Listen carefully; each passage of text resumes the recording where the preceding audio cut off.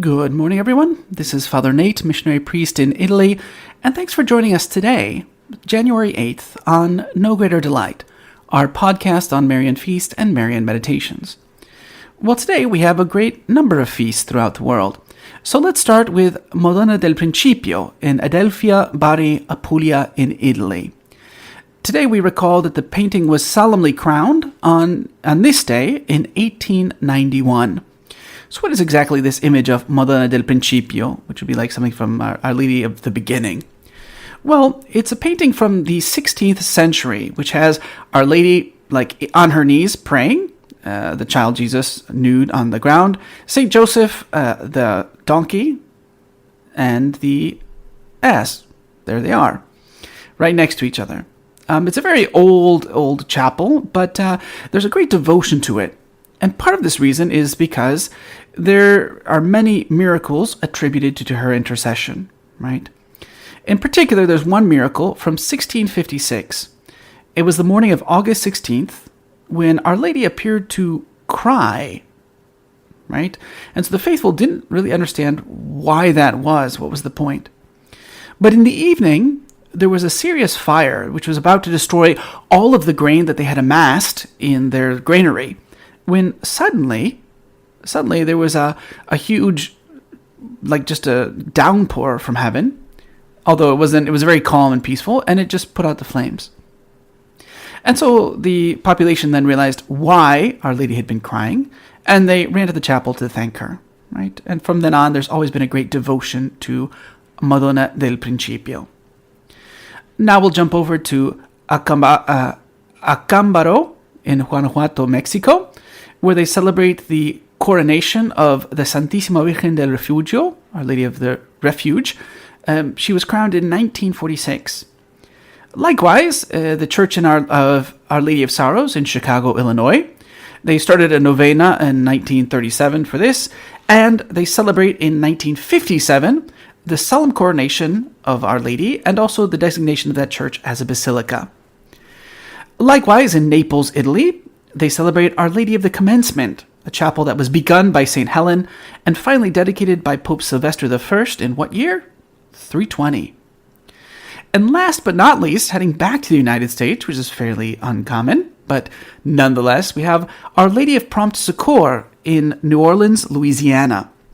There is a votive mass of thanksgiving that commemorates the American victory at the Battle of New Orleans, or Nolens, if you prefer, in 1815. And there is a plaque there that commemorates this, and this is what it says.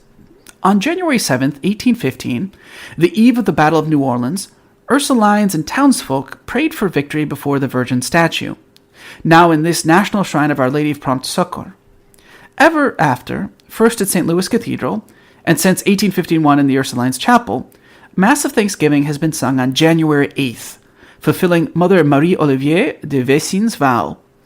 The statue of Our Lady of Prompt Succor, brought from France in 1810, was crowned by Archbishop Francis Jensens in 1895, after establishing the new confraternity of Our Lady of Prompt Succor. Archbishop John R. Shaw dedicated this votive shrine on January 8th, 1924. So again, 2 American feasts today. That's not very common, but that's the way Our Lady does things. For today's reading from The Imitation of Mary by Alexander de Rouville, we're still in Book 1, considering Mary's life up to the birth of Jesus, and today we'll read chapter 21, concerning love of neighbor. And again, here we have a conversation between Mary and the believer. So the believer starts out, and then we'll hear what Mary replies. The believer.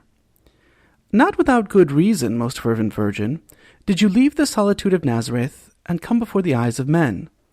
The spirit of love inspired you. Fortunate the hills that felt your footsteps. Mountains of Judea exalted the glory that was yours. Worthy Mother of God, of the God of love, hardly had the angel told you of your holy cousin Elizabeth's condition when you hurried off to visit her. She went in haste, we read, that's Luke 1, verse 39, says the Gospel. The inspirations of the Spirit must be promptly carried out. The mountains you had to cross did not make you hesitate even for a moment. Love does its duty with courage and generosity. You left behind for a while the sweet pleasures of your retreat, for love has its rights, and the consolation of devotion must yield to them. Your love was not simply a thing of the passing moment. You stayed about 3 months, that's Luke 1:56, with Elizabeth, and lavished care and attention upon her. What happy effects of holiness this loving visit produced! Elizabeth was filled with the Holy Spirit, and John the Baptist was sanctified in his mother's womb. Elizabeth and her husband were already living virtuous lives, but your example taught them a still more perfect love. And then we have Mary's reply. My child, if you love the Lord, you will also love your neighbor for whose sake he came down from heaven, became man, and offered his own life on the cross. Do not be satisfied with sentiments. Let your love take concrete form. Many who are afflicted need the comfort of your words. Many who are unhappy need the help of your generous gifts. God has allowed many people to be unhappy in this world, so that they might achieve holiness through their suffering and you through your charity. Be ready to give all the help you can. Delay always means the loss of some of love's merit. Let your love be generous and extend as far as possible. To limit the service you offer your neighbor is to evade rather than carry out the duties of love. When you yourself cannot help your neighbor, then try to bring others to help him, or at least invoke the Lord's providential care over him.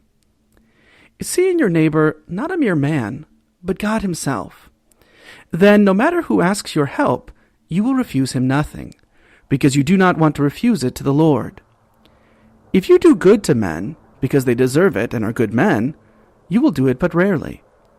My child, prefer those works of love which are costly, and be charitable at the expense of your self-love. God himself teaches us by his example to do good to all men, even to the most ungrateful. Give, says Jesus, and it shall be given to you. That's Luke 6:38. Give every temporal good, and God will give you eternal goods in their place. Give your neighbor your good advice so that he may emerge from his uncertainty. Then your God will inspire you and help you out of your own perplexities. Give the afflicted a consoling word. Then the God of all consolation will sustain you in your own afflictions by his powerful grace.